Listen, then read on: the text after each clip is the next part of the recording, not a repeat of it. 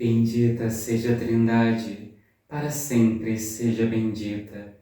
Eu pretendo começar com vocês o tratado da verdadeira devoção à Santíssima Virgem Maria. Aqueles que já conhecem, peço de novo que peguem, rezem, meditem. E aqueles que não conhecem, eu vou lê-lo com vocês. O primeiro impulso meu de ler é uma inquietação que eu tenho no meu coração por diversas razões e que creio eu ser Nossa Senhora que tem colocado. E num segundo momento, é uma lembrança que eu tenho da minha avó. Minha avó era analfabeta e ela sempre pedia que eu e minha mãe lêssemos a Bíblia para ela. E por ter amigos que não sabem ler e outros que têm dificuldade em enxergar e interpretar o que está aqui, eu quero ler esse livro com vocês. Então, nesse primeiro vídeo eu vou ler a introdução do livro para dar uma base e depois todos os dias, por volta de 6 horas da tarde, eu vou ler um pedaço. O livro é dividido em vários pedacinhos, então eu vou todo dia colocar um desses pedaços. Eu vou deixar aqui embaixo na descrição do vídeo uma playlist onde todos os dias, se você quiser voltar, cada dia os videozinhos vão estar aqui. E quando eu acabar de ler, eu vou juntar todos os vídeos num só. Mas vai ter sempre uma notinha de rodapé, uma tarja no vídeo, explicando em qual parte, qual capítulo, se podemos dizer assim, nós estamos. E essa verdadeira devoção tem que ser primeiramente rezada. Se você está assistindo esse vídeo e ele já está completo, não escute tudo de uma vez e faça a consagração, porque é uma consagração séria, não é uma bobagem. Por isso nós devemos ter consciência e devemos perceber o chamado de Maria na vida de cada um de nós, para aí sim fazermos uma consagração verdadeira. A introdução. Nós vamos ler a 4ª edição brasileira, o manuscrito. Sepultado no silêncio de um baú, como havia predito Montfort, o manuscrito foi descoberto na biblioteca da casa-mãe da Companhia de Maria, em Saint-Laurent-sur-Sèvre, a 22 de abril de 1842, pelo padre Roturé, que procurava material para uma pregação marial. Na Revolução Francesa, os papéis, os manuscritos das duas comunidades foram escondidos nos lugares vizinhos, onde ficaram inteiramente enterrados no pó durante vários anos. Os que foram encontrados foram postos, parte na biblioteca dos padres, parte na casa das irmãs. Este de que se trata foi posto na biblioteca da casa Santo Espírito, e lá permaneceu desconhecido, como o autor havia predito. No momento da redescoberta, as folhas estavam ainda separadas umas das outras, mas cada qual no seu lugar. Apressou-se em encaderná-las, a fim de conservar esses preciosos restos. E com alguns outros escritos montfortinos, enviou-se o manuscrito a Roma em vista do processo de beatificação. Infelizmente, 8 folhetos do começo e pelo menos um do fim tinham desaparecido.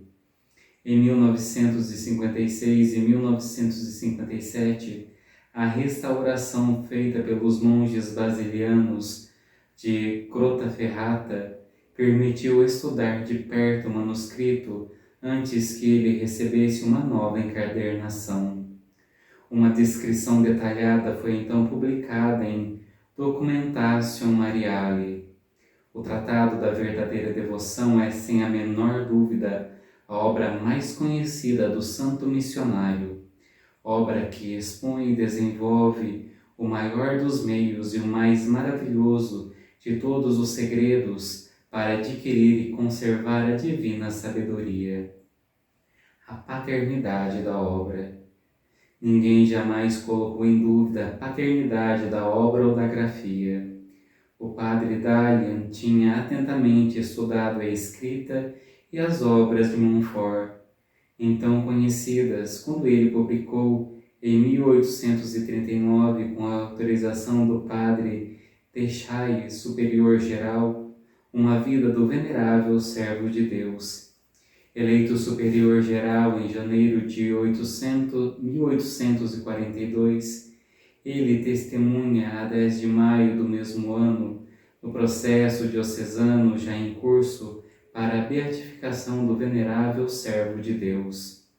A respeito do manuscrito recentemente encontrado, eis o que diz: caderno de cerca de 160 páginas, tendo por tema a devoção à Santíssima Virgem, começando por essas palavras: foi pela Santíssima Virgem que Jesus Cristo veio ao mundo, e terminando por estas: pois o justo vive em toda parte da fé. A escrita, que é inteiramente a do padre de Montfort, bem como as rasuras e as notas interlineares, provam evidentemente que esta obra é verdadeiramente do venerável servo de Deus. O fundo das coisas e o caráter do estilo tampouco permitem dúvida alguma sobre isto. O assunto da obra. Luís Maria Montfort expõe a função de Maria no plano divino redentor. Necessidade de Maria para Deus, necessidade hipotética. Necessidade para os seres humanos. Na ótica do plano divino, necessidade da devoção para com a Santíssima Virgem, necessidade de conhecer qual é a verdadeira devoção que importa escolher e viver. A melhor prática da verdadeira devoção é a santa escravidão de Jesus em Maria. O padre Garrigou Lagrange não receava afirmar: é esta obra que praticamente mais contribuiu, bem se pode dizê-lo, para fazer conhecer às almas interiores a mediação universal de Maria e as graças sempre novas que nos chegam por suas mãos. Uma só ideia-mãe, a da maternidade espiritual de Maria a nosso respeito, anima por inteiro este livro que se desenvolve não mecanicamente, só pela justa posição de suas partes, mas de um modo orgânico, assim como cresce um ser vivo. Sente-se que o bem-aventurado está de tal modo possuído por seu tema que poderia falar dele ao infinito e sem fadiga, e que tudo o que ele acrescentasse não estancaria a sua fonte, e seria ainda inferior às belezas que ele entrevê. De seu lado, Henrique Bremonde sustenta que Montfort é o mestre por excelência da devoção mariana, e acrescenta: no seu tratado da verdadeira devoção à Santíssima Virgem, a devoção das elites e a devoção das multidões se encontram. Elas se fundem uma na outra, preciosa obra-prima, da qual não se saberia dizer se é mais beruliano que popular ou inversamente. Com o amor da sabedoria eterna e os cânticos, o tratado oferece a todas as pessoas os meios mais eficazes, o misterioso segredo da ascensão progressiva rumo à união íntima com Cristo Jesus. São Luís Maria Grignon de Montfort é verdadeiramente, como sublinha João Paulo II, um mestre espiritual. A data da composição. Nenhuma certeza a esse respeito. A opinião mais comum sustenta que o santo missionário teria composto essa obra em 1712, ou por volta desse ano. Edições. Após a descoberta do manuscrito, várias pessoas distintas desejaram possuir cópias. O superior encarregou os novícios de fazê-las, tarefa que cumpriram com zelo. Assim testemunham as crônicas da sabedoria. Isso explica como um diretor do seminário de Luçon pôde mandar imprimir desde 1843 uma primeira edição com autorização dada a 18 de dezembro de 1842 por Dom Sawyer, então bispo desta diocese. Como as primeiras páginas do manuscrito tinham desaparecido, não se sabia que título o autor tinha dado ao seu trabalho. Os primeiros editores julgavam agir bem escolhendo o título que se tornou célebre, Tratado da Verdadeira Devoção à Santíssima Virgem, pelo venerável servo de Deus, Luís Maria Grignon de Montfort, missionário apostólico, fundador da Congregação de Maria, de Saint-Laurent-sur-Sèvre e das Filhas da Sabedoria. Se eles se tivessem detido a reler o número 227 da obra, teriam talvez optado pelo de Preparação ao Reino de Jesus Cristo por Maria. As edições sucedem-se a um ritmo acelerado.